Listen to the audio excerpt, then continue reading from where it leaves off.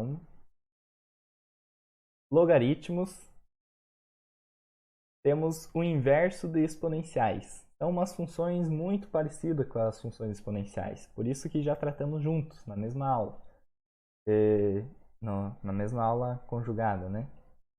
Temos que o log de A na base B é igual a x, que é C e somente C, então relação nos dois sentidos.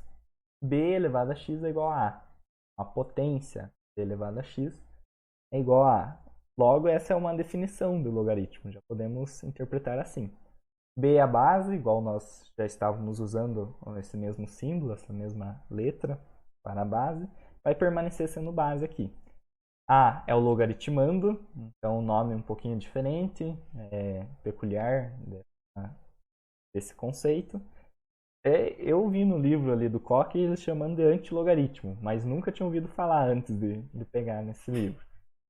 Então, pode ser que vocês vejam isso em algum lugar, mas não acho que é muito útil.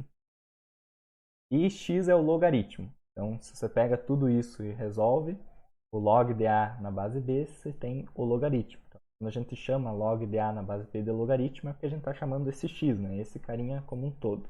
Ele.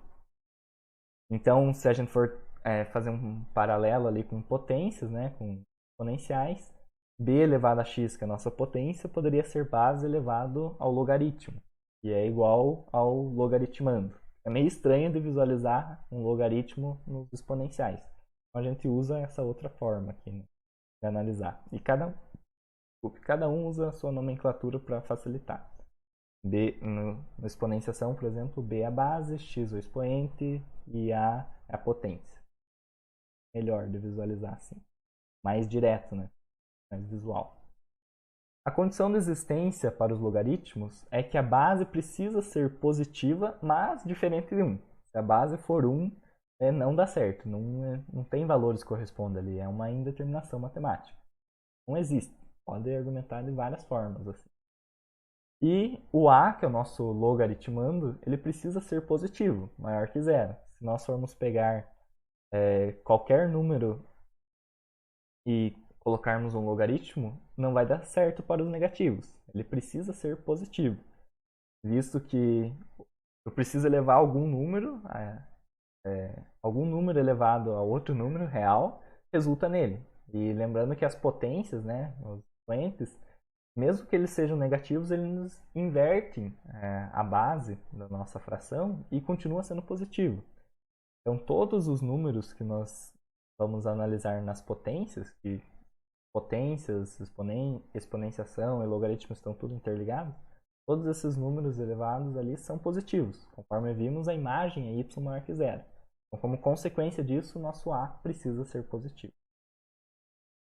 São bem importantes essas três condições de existência. Lá nos exercícios vai ter algumas questões sobre isso. Tá ligado?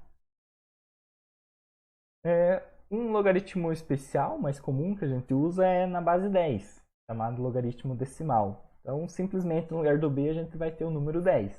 E, lembrando, o b pode ser qualquer número real, positivo diferente de 1, conforme as condições de existência. Por exemplo, 10, que é bem comum a gente utilizar ele, visto que em números muito grandes a gente utiliza a notação científica, né? A base 10 elevado a 8, 10, 1000, uns números grandes. E daí quando a gente usa a base 10, nós vamos ver mais em seguida como manipular logaritmo, fica mais fácil de simplificar e trabalhar, enfim, dessa forma.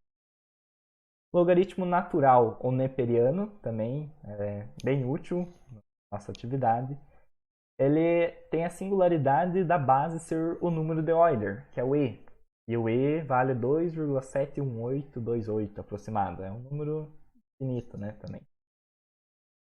Vejamos que esse número vem na base, por ele ser tanto utilizado, chamado número de Neper, número natural, enfim, ele tem uma nomenclatura diferenciada também. É ln chamado. Então, no lugar de log DA na base E, a gente pode simplesmente utilizar LNDA. Não está errado, nenhuma das formas, pelo contrário, pode ser utilizado qualquer uma. Mas como é muito empregado, bastante comum, para simplificar e facilitar a manipulação algébrica, optou-se por essa nomenclatura especial, que principalmente na graduação a gente usa bastante. Tem muitas propriedades de acordo com esse número.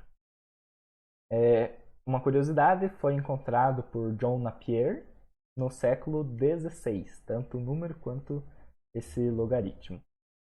E se vocês tiverem interesse, esse é o segundo link da referência complementar, está no final no slide 8. Para ver mais, é do Wikipedia, né?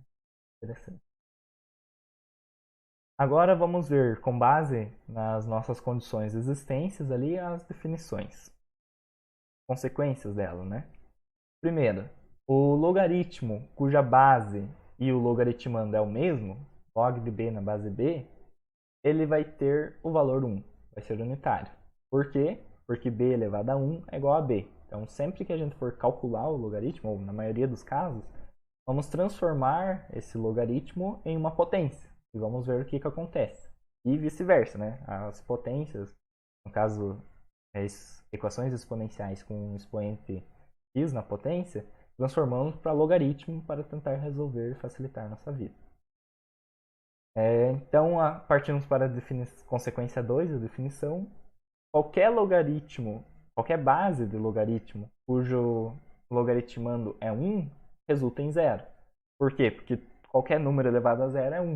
Então, lembrando da definição, log de a na base b igual a x, implica c e somente c, e b elevado a x é igual a a. b elevado a zero é 1. Terceiro, log de b elevado a k na base b é igual a k. Então, quando temos uma potência cuja base é a mesma base do logaritmo, e essa potência está no logaritmando, o resultado é simplesmente o expoente da nossa potência, o próprio k. E se a gente fosse demonstrar também, em casos de... acho que vai ter mais para frente. Casos de potências com base diferente da base do logaritmo, esse expoente k ele vem para frente. Ele é puxado, digamos assim, colocado em evidência no nosso logaritmo. E ficaríamos com k vezes log do logaritmando na base b. Esse é um caso específico disso, né, no caso. Por quê? Que a gente sempre vai resolver assim, em geral, na verdade, na maioria das vezes. B elevado a k é igual a b elevado a k. Simples e direto. Agora, a quarta e última consequência da definição, ela é um pouco mais ampla, então exige uma explicação um pouquinho maior. B elevado a log de a na base b. Então, parece estranho, né? À primeira vista, nem é tão fácil de digitar aqui no computador. Peguei lá uma equação do Google Docs. B elevado ao logaritmo, cuja base desse logaritmo é igual à base da potência, podemos simplificar e ficar apenas com a. Porque quando a gente aplica o logaritmo dos dois lados da equação, com a base b, veja que vai voltar na propriedade 3 ali e vai simplificar o log de b na base b do lado esquerdo e o lado direito vai permanecer log de a na base b, resultando em log de a na base b igual a log de a na base b, que é uma igualdade. Quis colocar aqui com palavras e não com equações, mas acredito que fique fácil de visualizar. Como as funções inversas lá nas equações simples da matemática a gente aplica uma propriedade dos dois lados da equação para simplificá-la, aqui podemos fazer a mesma coisa com o logaritmo. No lugar de somar, diminuir, multiplicar, a gente pode aplicar o logaritmo dos dois lados da equação. Então é como se cada coisa que tem nos lados da equação fosse o logaritmando. E daí você acrescenta um log e uma base qualquer. E no caso a base b, né, que fica mais fácil de trabalhar. E assim resolvemos uma outra função, resolvemos uma outra equação, né, um jeito mais fácil aplicando as propriedades para resolvê-la. Agora sim, as propriedades. Essas eram as consequências da definição. É semelhantíssimo à exponenciação, só que com detalhes é necessário tomar cuidado. Por exemplo, nessa primeira. Quando o logaritmando é um produto de dois termos, podemos simplificar ou rearranjar os termos de modo que fique a soma ou adição dos dois logaritmos. Log de p vezes q na base b é igual a log de p na base b mais log de q na base b. A segunda propriedade é semelhantíssima. No lugar do produto é o quociente, no lugar da soma é a subtração. Então, dá para visualizar a definição, a demonstração, desculpe. É bem teórico isso, mas simples também de compreender. Acho que não vem ao caso. Log de p sobre q na base b é igual a log de p na base b menos log de q na base b.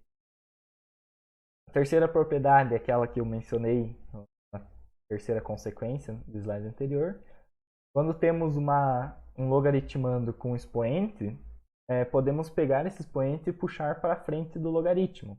Colocar ele em evidência, digamos assim. Multiplicar. Então, percebamos que o logaritmo é bem diferente do que a gente está acostumado a trabalhar. Né? Tem algumas propriedades, essas aqui, por exemplo, que são muito diferentes do que nós usamos. Né? As propriedades são incomuns, mas são bem verificadas e quanto mais trabalharmos com elas, mais fáceis e mais usuais ficarão para nós.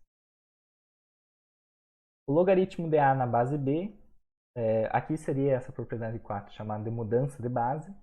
É a mesma coisa que o quociente de dois logaritmos em qualquer base. Eu posso escolher, por exemplo, C, mas as duas têm que ser a mesma. Onde o numerador possui o logaritmando igual ao logaritmando do nosso logaritmo inicial. E o denominador possui o logaritmando como sendo a base do nosso logaritmo inicial. Seria o que está escrito. Como falado, a última propriedade é chamada mudança de base. Então, com essa propriedade, eu consigo pegar qualquer logaritmo de qualquer base, qualquer logaritmando e transformar na base que eu desejar, apenas aplicando essa propriedade. Claro que vou ter dois logaritmos e um quociente, né, que talvez não seja tão fácil de trabalhar, mas em alguns casos facilita algebricamente.